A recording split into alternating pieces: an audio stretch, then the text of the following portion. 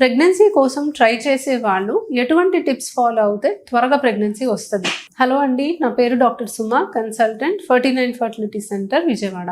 So నార్మల్గా మీరు పెళ్ళైన తర్వాత కొంతకాలం వరకు ప్రెగ్నెన్సీ వద్దని అనుకోవచ్చు.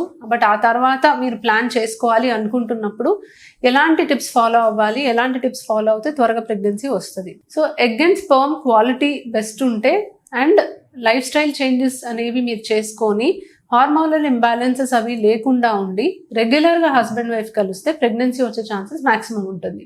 సో మీరు చేయగలిగింది ఏంటి? Life style modification. So life style changes అంటే ఎటువంటి లైఫ్ స్టైల్ చేంజెస్ చేయాలి?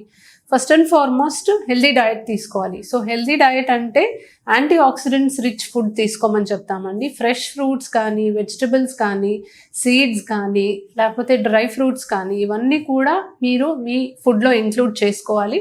దీనివల్ల మీకు యాంటీ ఆక్సిడెంట్స్ ఎక్కువ అవుతే దానికి మీ egg and sperm quality improve అవడానికి ఛాన్సెస్ ఉంటుంది. జంక్ ఫుడ్ కంప్లీట్గా అవాయిడ్ చేయమని చెప్తాము. ప్యాక్డ్ ఫుడ్, స్టోర్ చేసిన ఫుడ్ అవాయిడ్ చేయమని చెప్తాము. షుగర్ కంటెంట్, కార్బోహైడ్రేట్ కంటెంట్ ఎక్కువ ఉన్న ఫుడ్ తీసుకోవద్దని చెప్తూ ఉంటాము.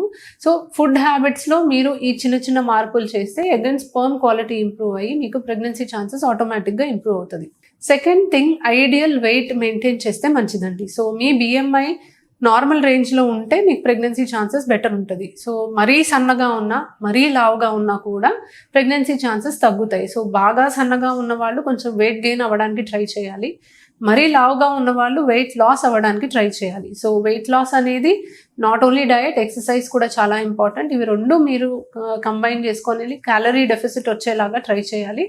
అదే బాగా సన్నగా ఉన్న వాళ్ళు ఎందుకు ఏదైనా ప్రాబ్లం ఉందా లేదా చూసుకొని కొంచెం వెయిట్ పుట్ ఆన్ అవ్వడానికి ట్రై చేయాలి. మూడోది రెగ్యులర్గా వ్యాయామం చేయడం. సో ఎక్సర్సైజ్ చాలా ఇంపార్టెంట్ అండి. సో ప్రతి ఒక్కళ్ళు కూడా ఒక half an hour to 45 minutes రెగ్యులర్గా మీరు టైం కేటాయించి ఏదన్నా ఎక్సర్సైజ్ చేస్తే చాలా మంచిది.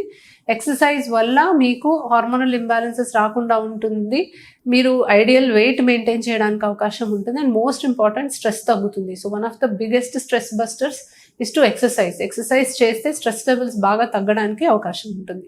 మూడోది, అడిక్వేట్ స్లీప్ అనేది ఉండాలి. సో కనీసం ఒక 6 hours ఆఫ్ నైట్ స్లీప్ అనేది, అన్ఇంటరప్టెడ్ స్లీప్ ఉంటే చాలా మంచిదండి. సో స్లీప్ డిస్టర్బెన్సెస్ ఉన్నవాళ్ళు, బాగా నైట్ డ్యూటీస్ చేసే వాళ్ళలో కూడా మనము ప్రెగ్నెన్సీ బాగా డిలే అవడం అనేది చూస్తూ ఉంటాం.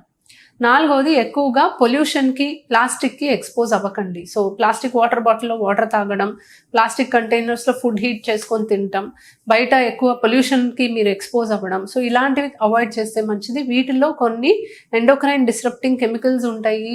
అండ్ పొల్యూషన్కి ఎక్స్పోజ్ అయినప్పుడు కొన్ని కెమికల్స్కి మీరు ఎక్స్పోజ్ అవుతూ ఉంటారు. వీటి వల్ల మీకు ప్రెగ్నెన్సీ వచ్చే ఛాన్సెస్ తగ్గుతాయి. మగవాళ్ళల్లో ఎస్పెషల్లీ మీకు బీజంకి ఎక్కువ హీట్ అనేది తగలకుండా ఉండేలా చూసుకోండి. టైట్ అండర్ గార్మెంట్స్ వేసుకోవడం, ఎక్కువ టూ హాట్ వాటర్తో స్నానం చేయడం, సో సానాస్ లాంటివి చేసుకోవడము, ఇవన్నీ కంప్లీట్గా మానేయాలి. స్మోకింగ్ అండ్ ఆల్కహాల్ కూడా మీకు అస్సలు మంచిది కాదు. ప్రెగ్నెన్సీ కోసం ట్రై చేస్తున్న వాళ్ళు ఎవరైనా కూడా స్మోక్ అండ్ ఆల్కహాల్ కంప్లీట్గా మానేస్తే మంచిది. సో ఇవన్నీ మీ లైఫ్ స్టైల్లో చేంజెస్ చేసుకుంటూ హస్బెండ్ వైఫ్ రెగ్యులర్గా కలిస్తే, అంటే వారానికి కనీసం 2-3 times అన్నా హస్బెండ్ వైఫ్ రెగ్యులర్గా కలిస్తే 1 year లోపల 80% ఆఫ్ ద కపుల్స్కి ప్రెగ్నెన్సీ వచ్చేస్తుందండి. 2 yearsకి 90% ఆఫ్ దెమ్ మీకు న్యాచురల్గానే ప్రెగ్నెన్సీ వచ్చేస్తుంది. 2 years దాటి ఈ లైఫ్ స్టైల్ మీరు ఫాలో అవుతున్నారు, ప్లస్ మీరు రెగ్యులర్గా కలుస్తున్నారు, అప్పటికి కూడా మీకు ప్రెగ్నెన్సీ రావట్లేదు అంటే ఖచ్చితంగా ఒక ఫర్టిలిటీ ఎక్స్పర్ట్ని సంప్రదించండి. కొన్ని టెస్టులు చేసి మీకు ఏ ప్రాబ్లం ఉంది, నెక్స్ట్ మీకు ఏం చేస్తే ప్రెగ్నెన్సీ వస్తుంది అనేది చెప్పగలం. Thank you.